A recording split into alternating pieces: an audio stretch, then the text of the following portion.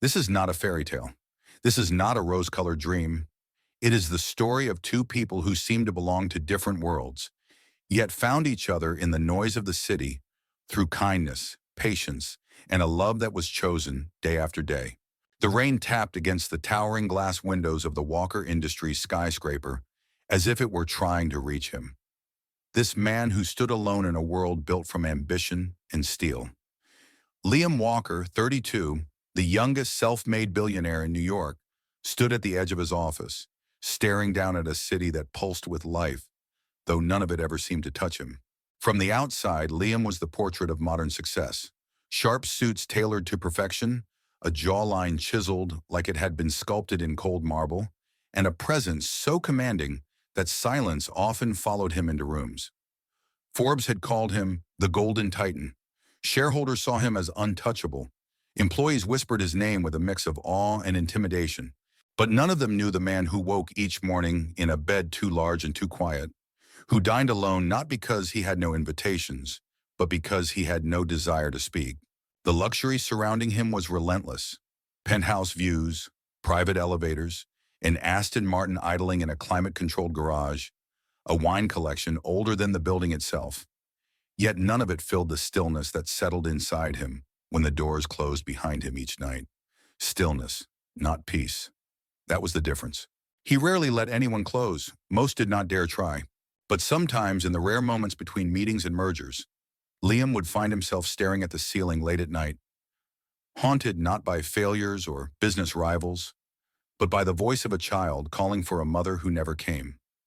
A voice that belonged to him once, too many years ago. She had left, just like that. No note, no last embrace. One morning she was there, humming by the window with sunlight in her hair. By evening the house had gone silent. His father, already distant and absorbed in numbers and deals, had only hardened further. From then on, Liam had learned to rely on no one but himself. Trust had a cost, love a weakness, or so he had believed. There had been one exception. Her name surfaced now and then in the quiet recesses of memory. Someone he once let in, years ago, when his empire was still a vision and his heart had not yet calcified. She had promised to stay. She had lied. Since then, Liam had honed himself into something untouchable. Ice over fire, precision over feeling. A soft knock interrupted his thoughts. A secretary entered, tablet in hand, reciting updates on an acquisition in London. He nodded, eyes distant, voice measured. Nothing betrayed the brief storm that had passed through him just moments before. As the door clicked shut again, he turned back to the window. Somewhere out there, beneath 1,000 blinking lights and honking taxis, people were laughing, crying, living. He envied them, though he would never admit it. He adjusted the cuff of his shirt, slipped his hands into his pockets, and whispered to the city below. Not loud enough for anyone to hear, but just enough to remind himself that he still had a voice. I do not need anyone.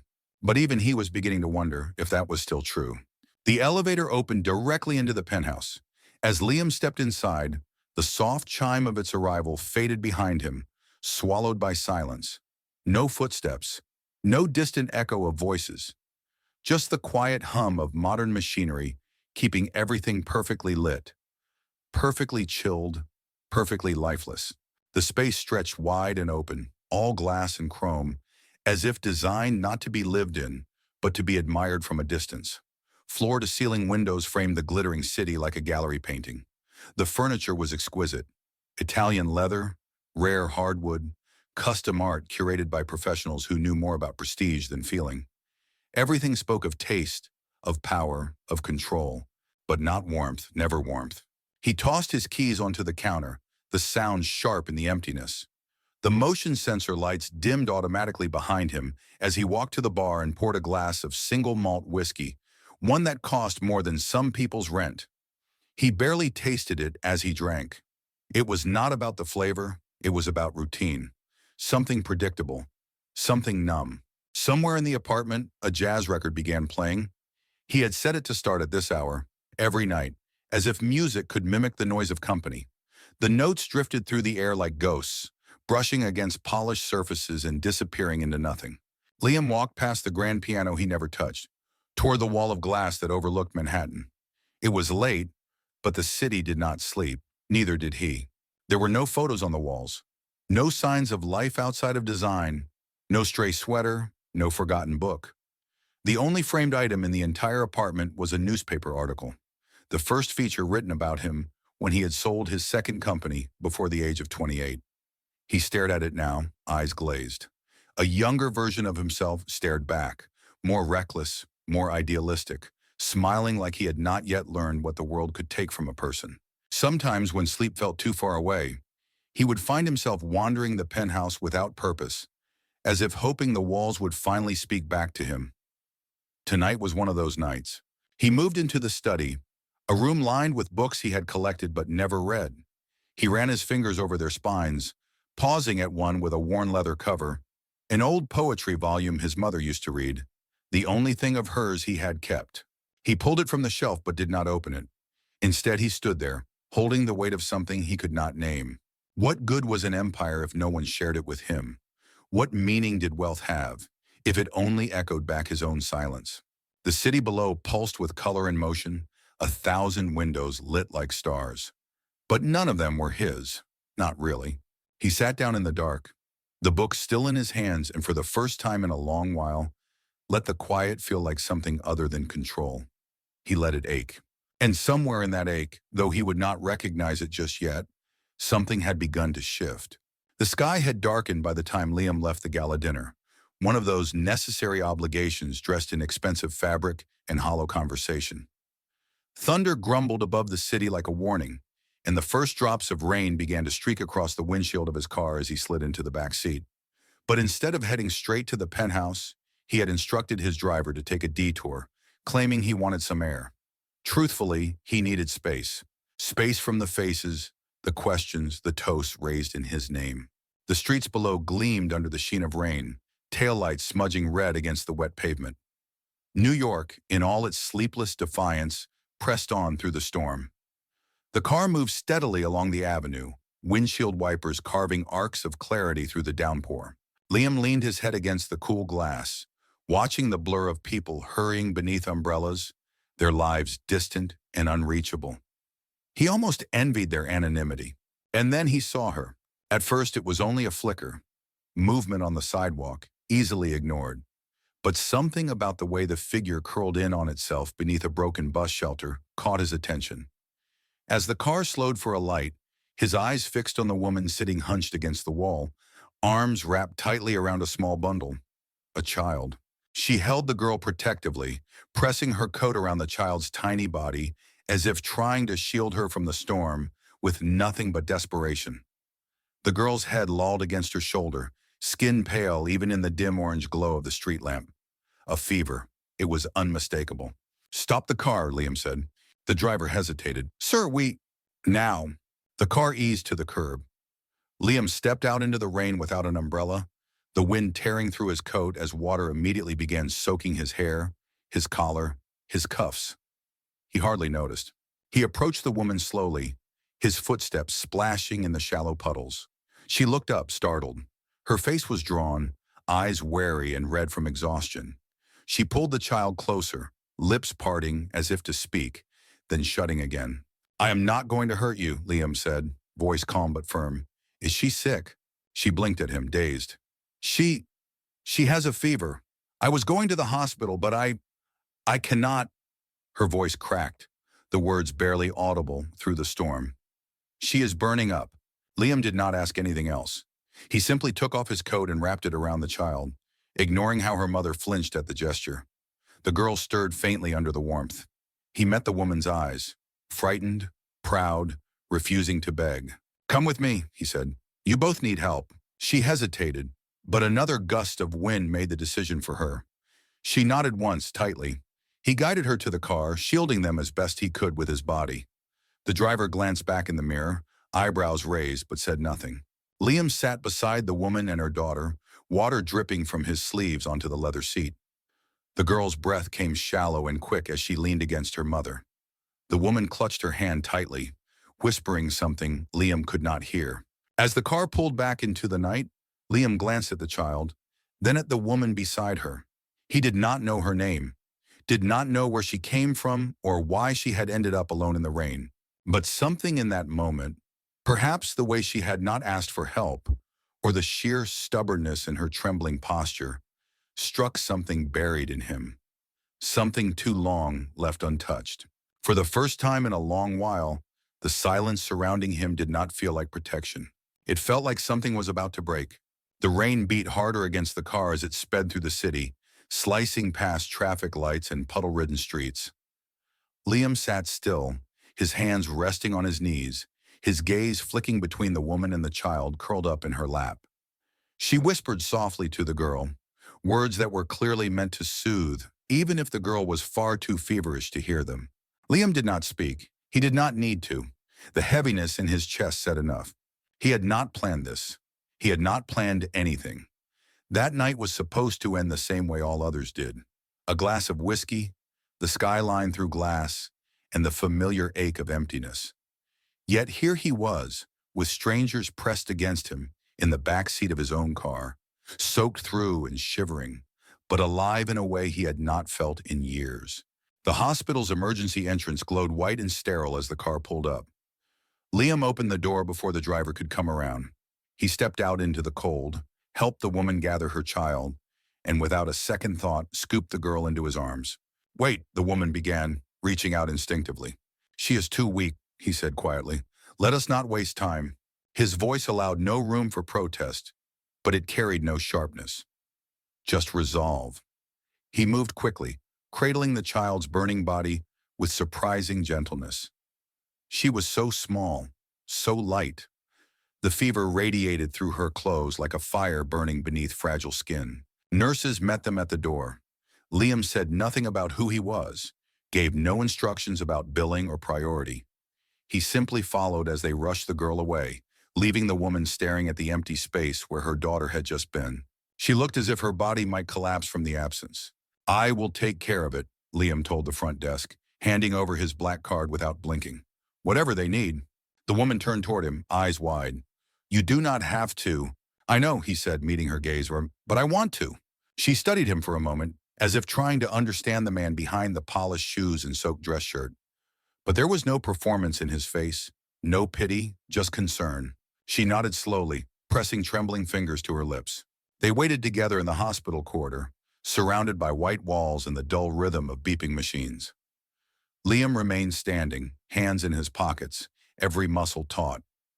The woman, Sarah, as he would later learn, sat on the edge of a plastic chair, wringing water from her sleeves, eyes fixed on the swinging doors that had swallowed her child. She did not ask who he was, did not ask why he helped, and he did not offer answers. Minutes stretched into an hour. A doctor finally emerged with calm eyes and good news.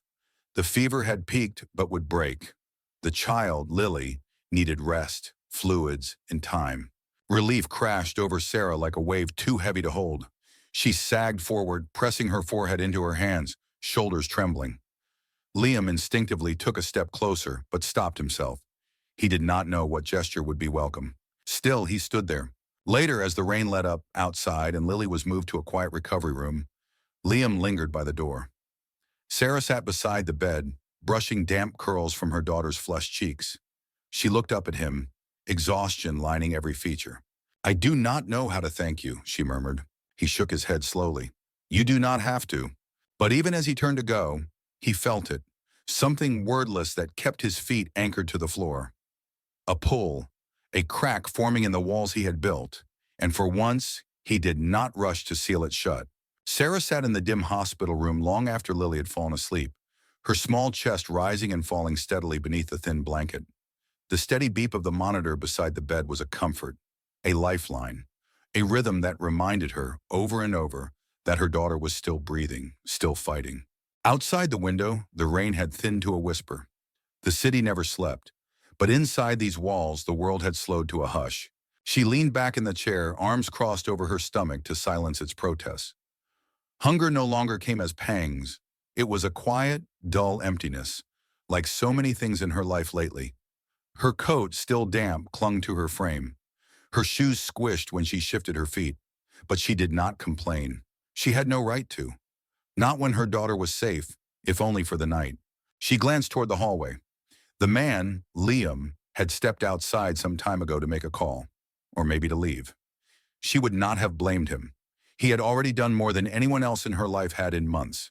A stranger with a car and a voice that carried certainty like a shield had appeared out of nowhere and placed her child in the hands of safety. What kind of man does that for someone like her? Sarah lowered her gaze to her hands. The skin beneath her nails was raw from stress and cold. Just last week, she had still believed she could make things work, that she could find another job before the rent was due, that the daycare would give her more time, that the landlord might show mercy. But hope, she had learned, did not feed a child. It had unraveled too quickly.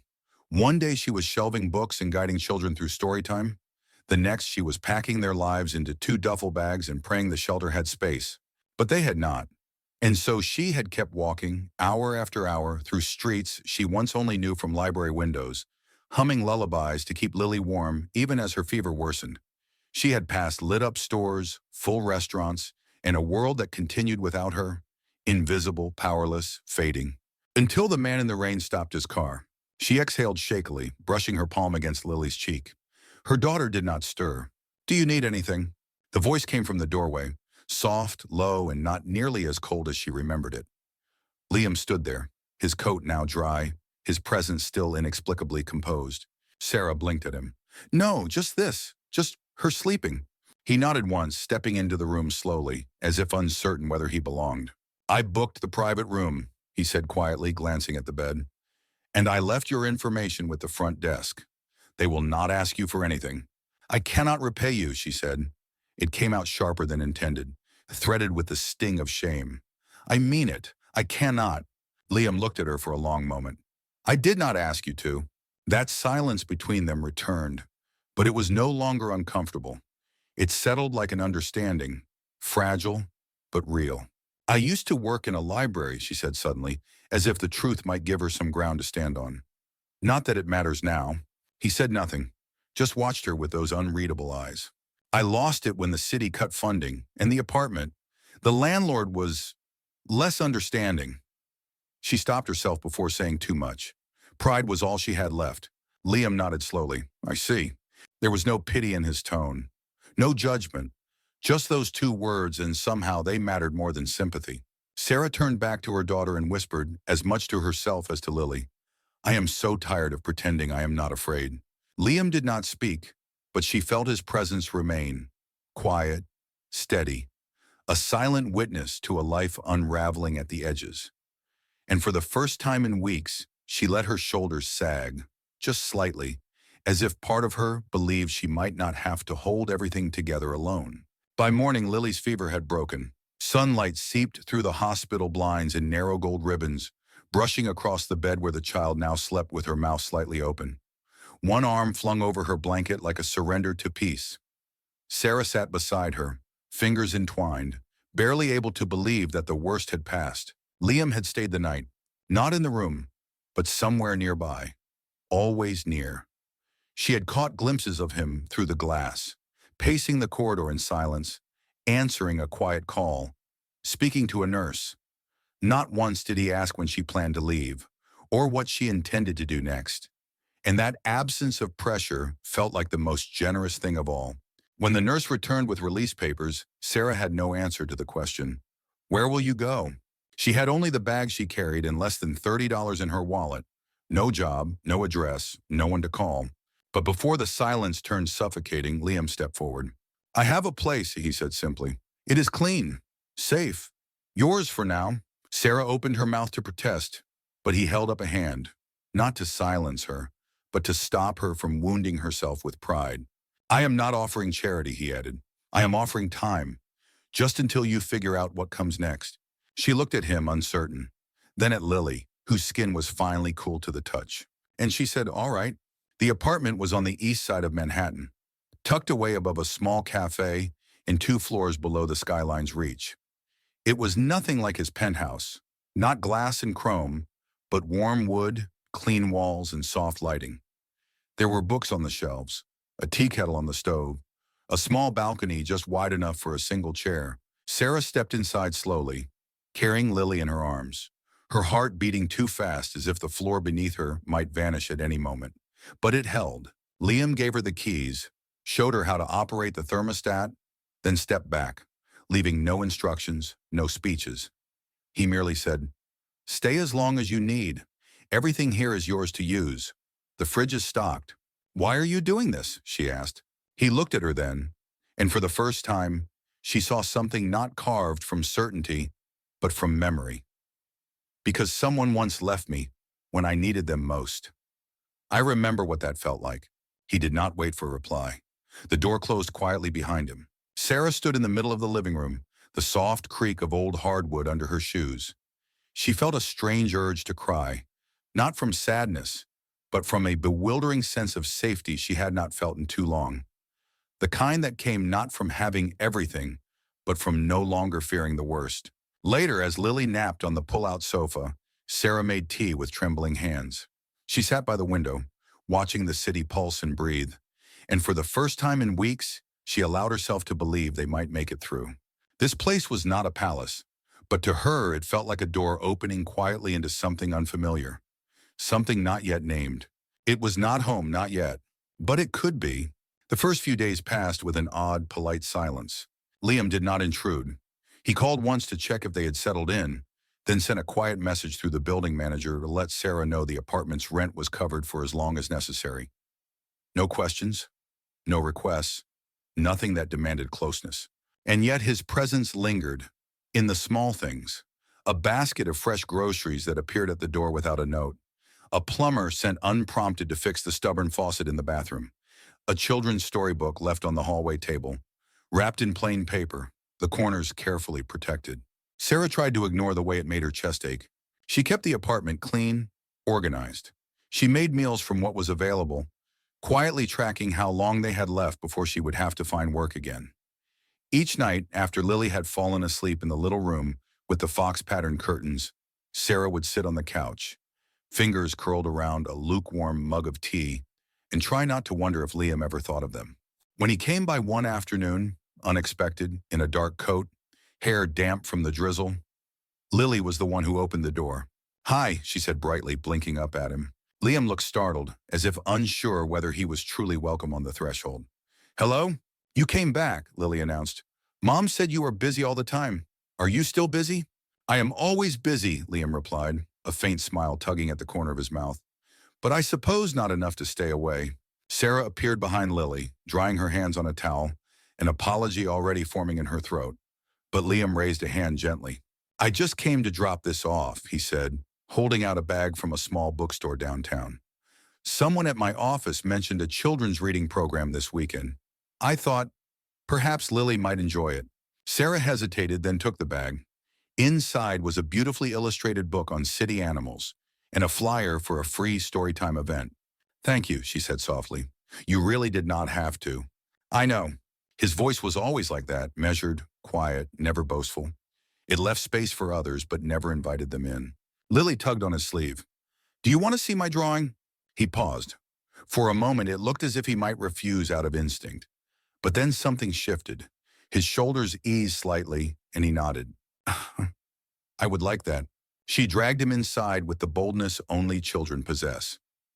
Liam followed, careful not to let his shoes wet the rug, his tall frame awkward in the warm lived-in space. The drawing was a rough scrawl of 3 stick figures, one with a briefcase, one with long hair, and a small one between them holding both hands. Sarah's breath caught, but she said nothing. "This is you," Lily said, pointing to the figure with the straight mouth and spiky hair. "You are always serious. But it is okay. Serious people can be nice too." Liam looked at the drawing. Something unreadable passed over his face, and when he spoke, his voice was softer than she had ever heard it. "She is very good at observing," he said. Sarah smiled, unsure how to respond. That evening, after Liam had left, Lily fell asleep with the new book clutched to her chest. And Sarah, standing at the window with the city lights blinking in the distance, realized she no longer felt like a guest in someone else's space. It was subtle, barely there, but the air had changed, and maybe, just maybe, so had he. The next time he visited, it was unplanned. He had been walking past the bookstore near Lexington Avenue when he saw the same animal picture book displayed in the window, this time open to a page Lily had pointed out to him days before. A raccoon peeking from a garbage bin, smiling like it was in on some private joke. He stepped inside without thinking, bought a second copy, and found himself 20 minutes later standing outside the apartment building with no intention other than to see if Lily was still awake. She was. When the door opened and she beamed up at him, her hair in a crooked braid, arms smudged with marker, something in his chest tugged, not sharply but insistently, like memory or longing. "You came back again," Lily said, grinning as she pulled him in by the hand. Sarah was in the kitchen, sleeves rolled, stirring something warm in a pot. The air smelled of rosemary and butter. She glanced over her shoulder at him, offered a nod, not surprised anymore. Lily brought him to the coffee table, where drawings had been scattered in a cheerful mess. "I made this one today," she said proudly. "It is a castle, but it has secret doors and no queens. Just adventurers. They live there and nobody tells them what to do." Liam crouched beside her, studying the childlike lines, bold and chaotic and full of imagination. He smiled quietly. "I would have liked a place like that. Did you not have one when you were little?" The question hit harder than it should have. He looked at her, saw the honest curiosity in her eyes, not meant to pry, but to understand. "No," he said after a moment. "I did not." "Why not?" He hesitated, then spoke slowly.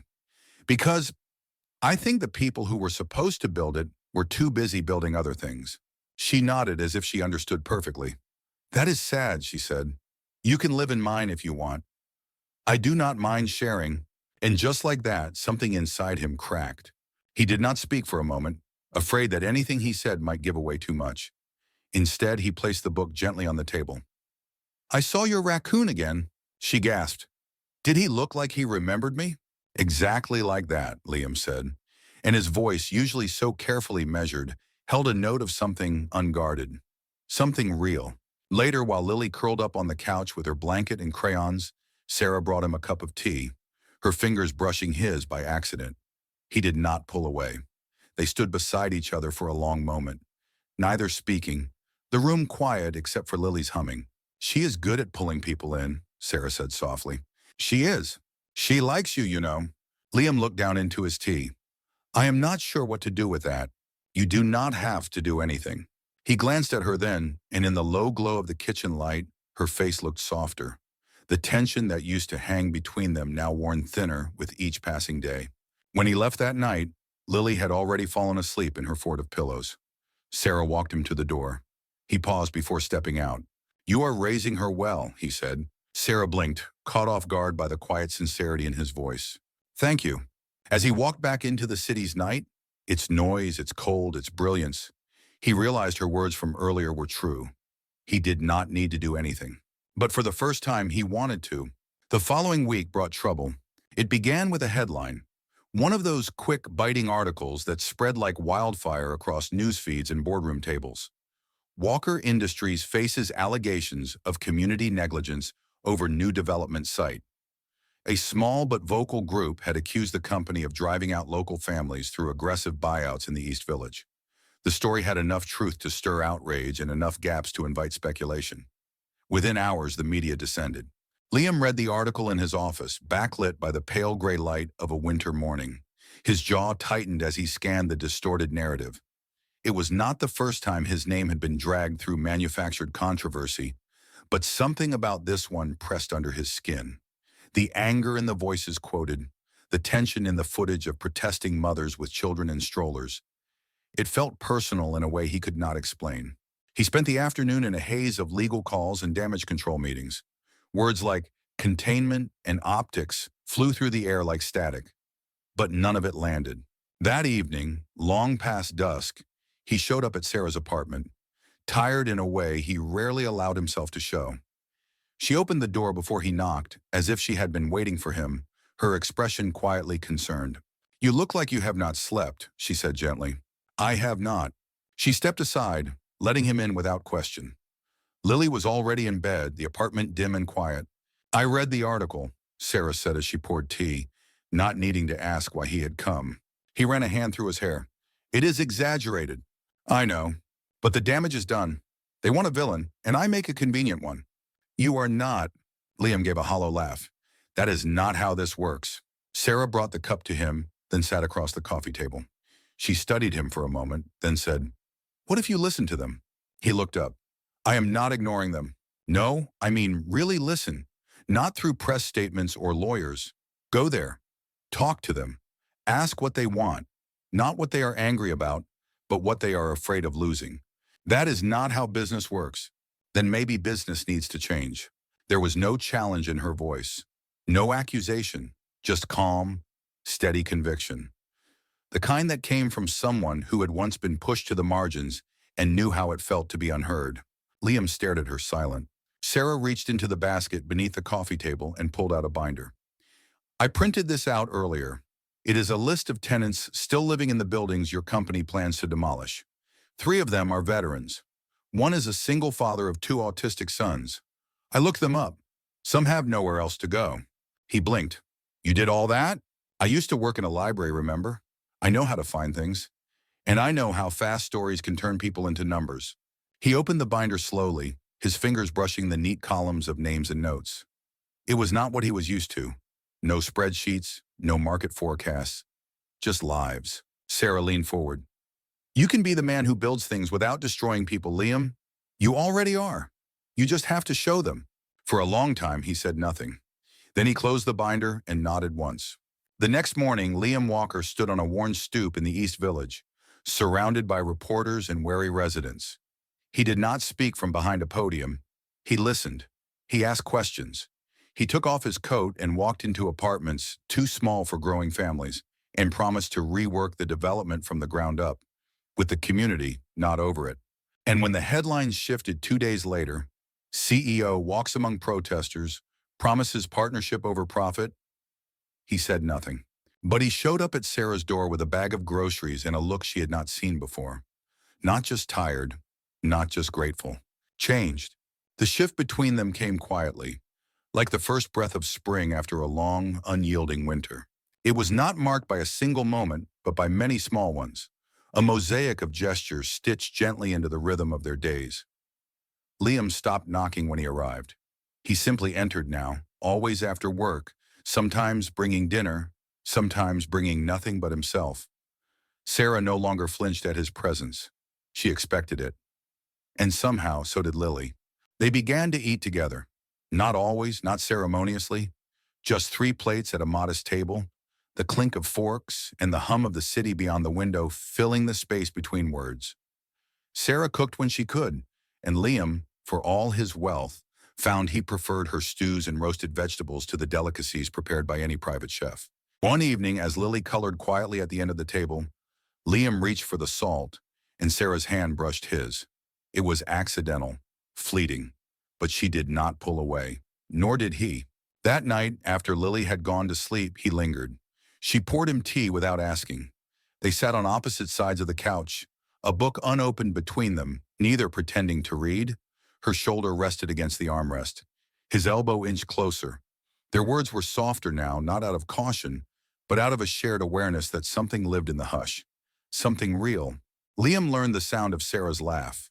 Rare, light, almost startled when it escaped. He found himself trying to earn it.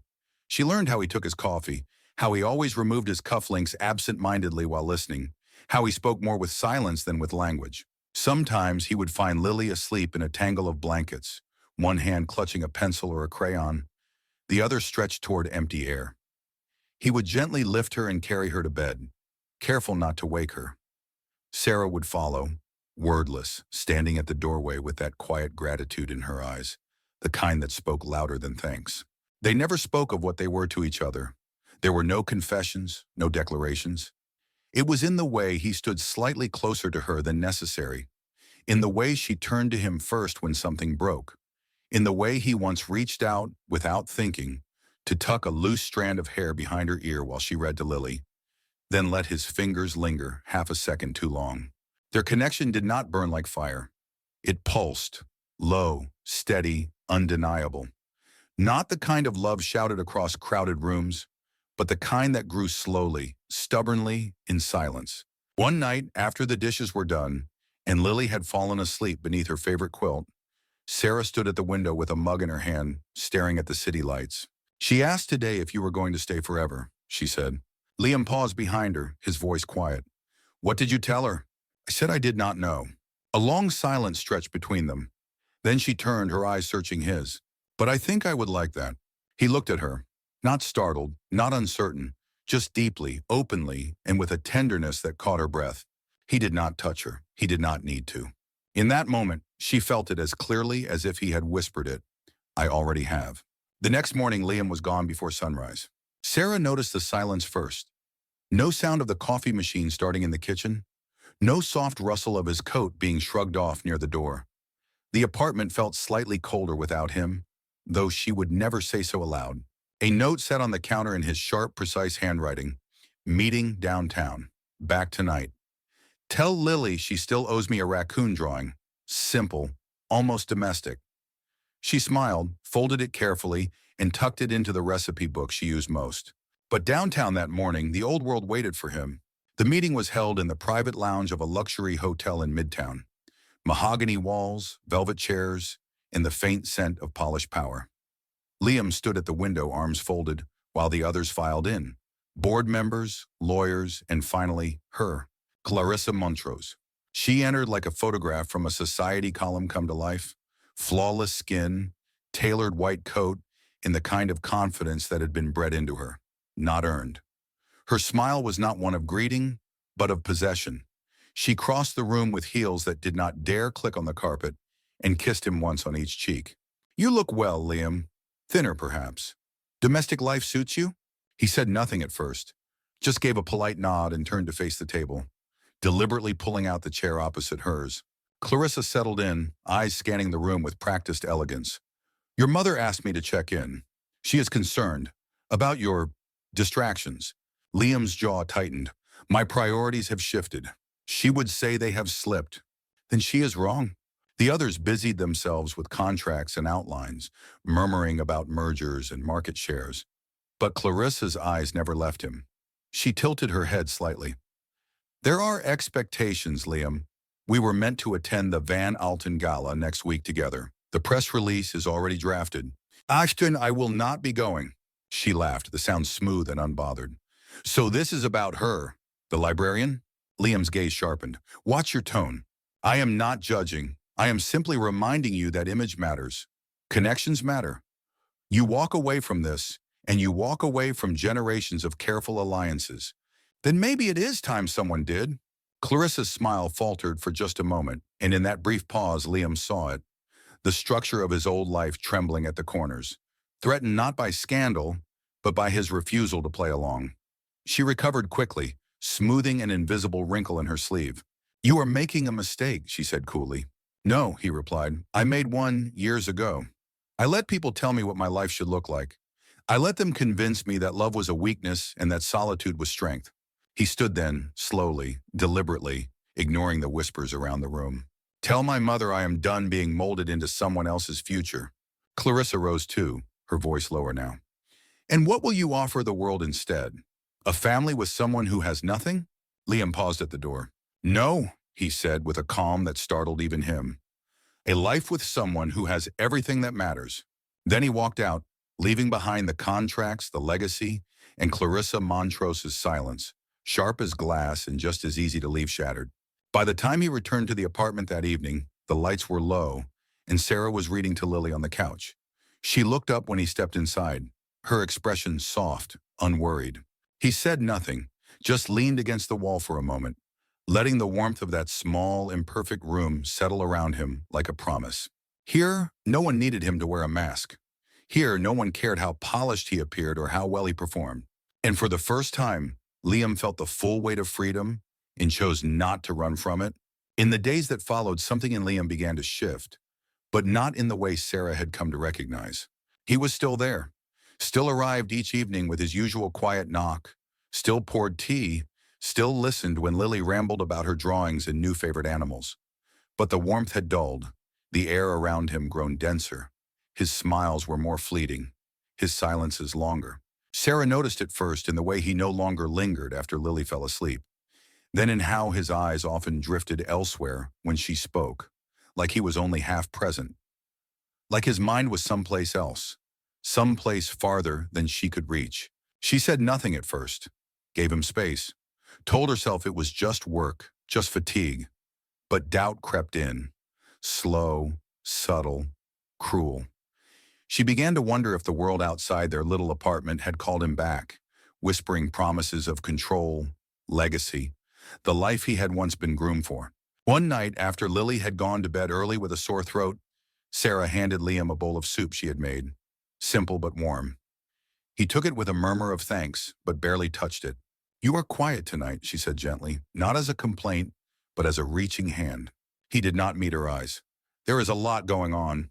I know, I read about the investors pulling back. It is not just that." She waited. He set the bowl down, still full, and leaned back on the couch, his hands clasped loosely in his lap. "I walked away from things that took years to build. Some people think I have gone mad. Some think I am being manipulated." Her chest tightened. "Because of me?" He hesitated. That pause, brief, but long enough, was all the answer she needed. Sarah stood, quietly walked to the window, her arms folding over her chest like armor. The city beyond stretched out in its usual glittering indifference. "I never asked you to choose," she said, her voice low. "I know. Then why are you making it feel like you did?" He ran a hand through his hair, frustration rippling just beneath the surface.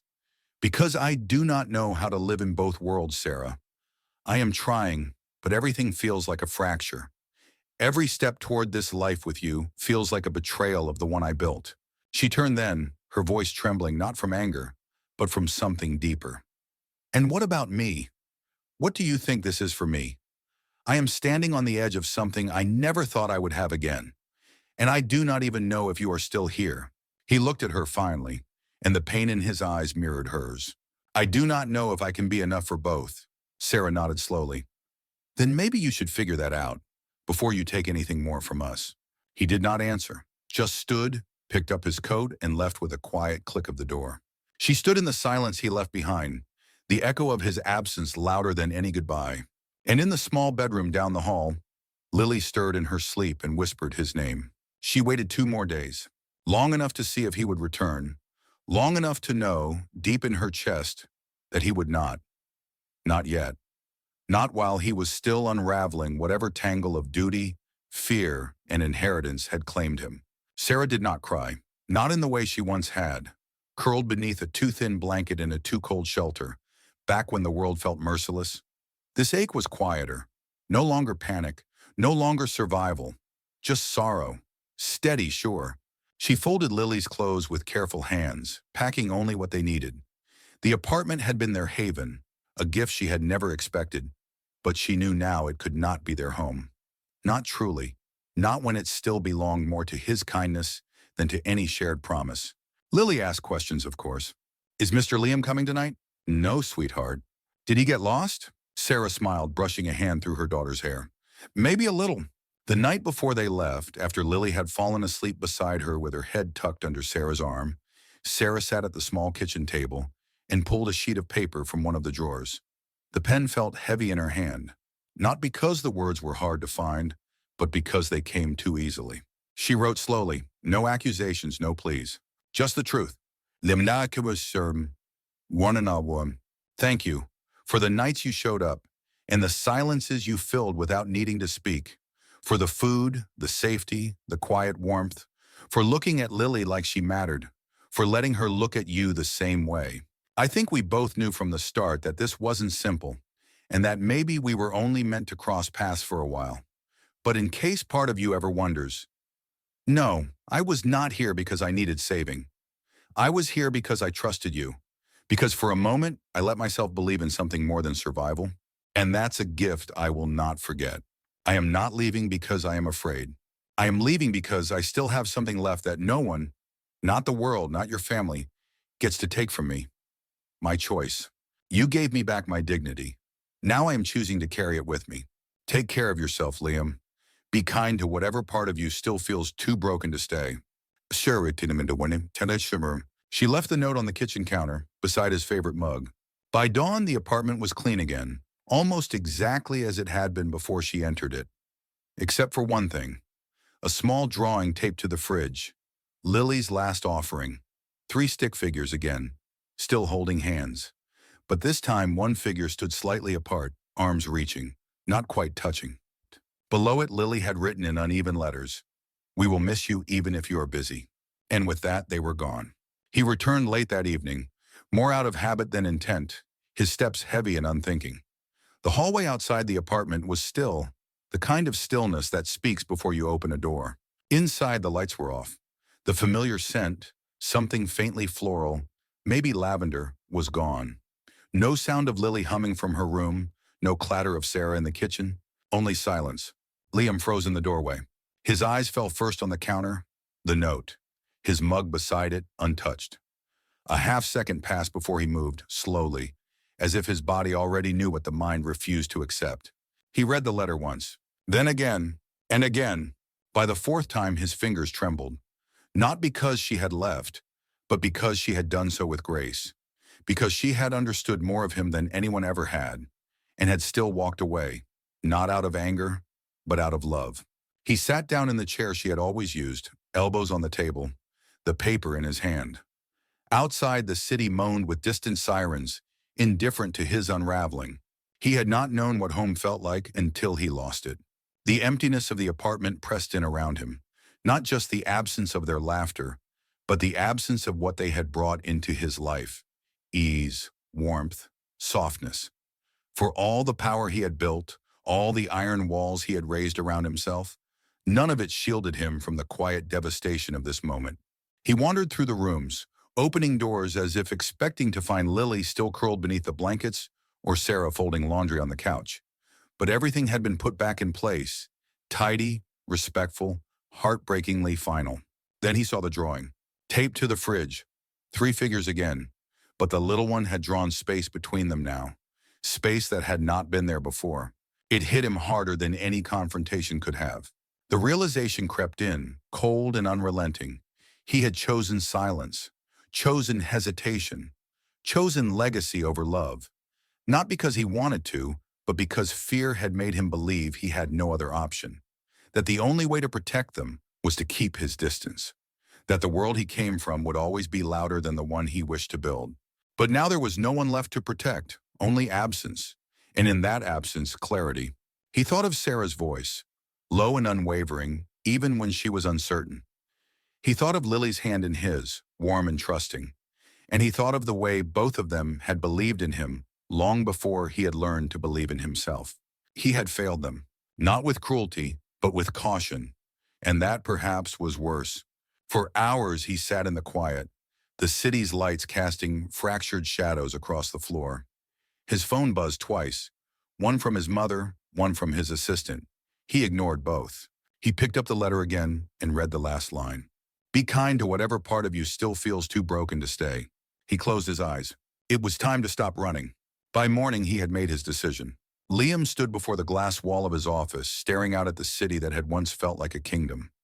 Its towers shimmered in the pale light, majestic and distant. He had built his name into those buildings, on contracts, on negotiations, on being the man who never wavered. But now all he felt was how far they were from her.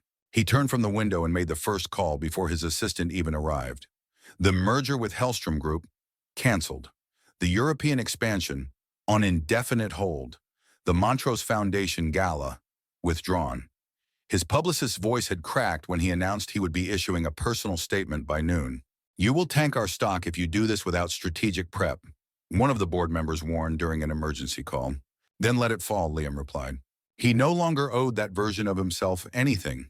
By midday, his name was already making headlines. Walker withdraws from Montrose deal. Insiders call it a power move. CEO dismantles legacy path. What is Liam Walker thinking? The speculation swirled like ash. Some said it was a breakdown. Others whispered of hidden scandals, but none of it mattered. At precisely 12:15, he stood alone before a sea of flashing lights in front of the company's headquarters. No notes, no podium. Just him. I am not here to salvage image or negotiate perception, he began, his voice steady. I am here because the life I have been living was never mine. It was built for approval, for inheritance, for appearance, and I am finished with all of it. Cameras snapped furiously. Reporters leaned forward, sensing something unprecedented. I met someone, he said more quietly now, but not less clearly. A woman who has more strength in her quiet than most people show in a lifetime. And a little girl who reminded me what it means to be seen without judgment. They showed me love without condition. And I let them walk away because I was too afraid to choose them over the world that raised me. He paused, the weight of every word balanced on the edge of truth. I am choosing them now, not with words, but with change. Then he stepped down, ignoring the tidal wave of questions, the phones held high, the journalists scrambling to reframe everything they thought they knew. By that evening, he was gone from the city. No driver, no entourage, just a coat, a car, and the quiet determination that comes only after you have lost what mattered most, and still believe it is not too late. He did not know exactly where Sarah had gone, but she had left him clues, names in her letter, a familiar corner of handwriting that mentioned a friend in Beacon Hill. She would not have gone far. Sarah was careful, always thinking 2 steps ahead, and she would have wanted Lily to stay close to school. He drove through the night, the silence inside the car filled with memories, Lily's laughter echoing in the apartment's hallway, the weight of Sarah's hand brushing his, the sound of her breath when she finally let herself trust him. As dawn crept in, casting gold over the rooftops of a quiet street lined with townhouses and maple trees, he saw her. She was sitting on the steps of a brick building, a steaming mug between her palms, her hair pulled back hastily as if she had barely slept. She looked older than he remembered, tired, a little worn, but still her, always her. She looked up. Their eyes met. And in the stillness between heartbeats, something unspoken passed from him to her. Not an apology, not a plea, a vow. She did not rise when she saw him, just held his gaze over the rim of her mug, as if unsure whether he was real or only another ache conjured by memory. The wind lifted a strand of her hair across her cheek, and still she sat there, silent, waiting. Liam stepped onto the path without a word. His heart thundered, but his hands did not tremble. He walked slowly, not as a man returning triumphant, but as one stripped bare of everything except what he finally understood to be true. When he reached the steps, he did not speak right away. He stood before her, letting the moment stretch until it softened the sharp edges of absence. "You found us," she said quietly, her voice more tired than angry. "I never should have lost you," he replied. He sat down beside her, not too close, but not apart either. The space between them was no longer cold. It was a space of possibility, of waiting to be filled. "I watched your press conference," she said after a pause. "You surprised me." "I surprised myself," he said. "But it was not for them. It was never for them." She studied his face, reading something in the set of his jaw, the steadiness of his voice. "So what now, Liam? You gave up the world. What do you expect to find in this one?" He turned to her then, fully. "I am not here to ask for forgiveness," he said. "You gave me more than I knew how to hold, and when I was afraid, I chose silence.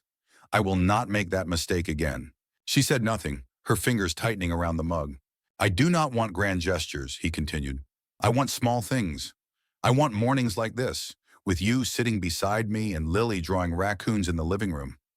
I want to carry groceries with you, to argue over what to cook, to fix the faucet myself, even if I break it twice." Sarah let out a small, involuntary laugh, so soft it caught her by surprise. Liam turned to her, his voice quieting. "I want a life, not the one written in contracts or measured in headlines. A real one, with you." For a long time she said nothing. The wind moved through the trees like a hush. Then she looked down at her mug, swirled the last sip of coffee inside, and set it aside. "You think it is that simple?" "No," he said. "I think it will be messy and hard, and sometimes I will not know what to say. But I also think I will keep showing up every day until there is nothing left for you to doubt." She turned to him. There were tears in her eyes, but they did not fall. Her voice was steadier than his had been. "Then you had better start with lunch. My shift ends in an hour." He blinked. "Lunch?" "There is a diner 3 blocks down. Lily loves their pancakes." He smiled, slow and quiet. "She has excellent taste." Sarah rose from the step. She did not offer her hand, did not reach for him. She simply said, "Wait for me." And Liam, who had once ruled rooms with a glance and sealed billion-dollar deals with a nod, nodded like a boy who had finally found the only thing worth waiting for. The garden was small, nothing like the vast estates Liam had once walked through in his former life. The grass grew in uneven patches, a few daisies bent in the breeze. The wooden fence needed painting, and the lemon tree in the corner refused to bloom. But to Sarah, it was perfect. Their home sat at the end of a quiet street lined with cracked sidewalks and laughing children. It had two bedrooms, a porch swing, and a roof that leaked during heavy rain. But inside it lived warmth, meals made from scratch, mismatched chairs, and the soft thud of Lily's bare feet running across the hallway each morning. When Liam had asked her, it had not been beneath fireworks or in the glow of a city skyline. No velvet boxes, no rehearsed words. He had been standing in the kitchen, sleeves rolled up, flour on his hands, watching her slice strawberries for Lily's school lunch. "Would you marry me?" he said suddenly, not even looking away from the cutting board. "Not for the picture, not for the story, just so I get to do this with you for the rest of my life." She had not answered with words. She had simply leaned over, kissed the edge of his jaw, and whispered yes against his skin. They planned nothing extravagant. No media, no speeches, no choreographed dances. Just a gathering of people who mattered in a backyard strung with borrowed fairy lights that flickered in the late afternoon sun. Lily stood at the back steps in a dress the color of cream, holding a basket nearly as big as she was. She tossed petals as she walked. Some hit the grass, some flew straight into the guests, and all of them were perfect. She wore sneakers under the dress and beamed like she had invented the very idea of love. Sarah walked through the open kitchen door, barefoot, the hem of her dress grazing the wooden floor. Her eyes met Liam's, who stood beneath the arch made of branches and ribbon, and suddenly everything else disappeared. There was no officiant in robes, no choir, just a neighbor reading a passage from a book they both liked, and the wind ruffling Liam's hair as he took Sarah's hands. He did not make vows to impress. He made promises that belonged to the life they had already begun. To walk beside her when days were slow, to hold her when storms came, to listen before reacting, and to let love live quietly where it chose to root. Sarah promised to keep asking questions, to keep forgiving, to keep building, even on the days it all felt too ordinary. Especially then. When it was done, Lily squealed and threw the rest of the petals into the air, dancing in a circle as the guests laughed and clapped and wiped at their eyes with the corners of napkins. There was no orchestra, just a scratch playlist in the soft creak of the porch swing. Someone brought lemonade, someone else brought pie. Liam loosened tie and shirt sleeves rolled, picked Lily up and spun her once, then twice, her laughter bubbling into the trees. Later, when dusk painted everything in the color of promises kept, Sarah leaned against the doorway of their home and watched him with her daughter, and she smiled. Not because it had all been easy, but because they had chosen this over and over, not for the world, not for a fairy tale, just for them,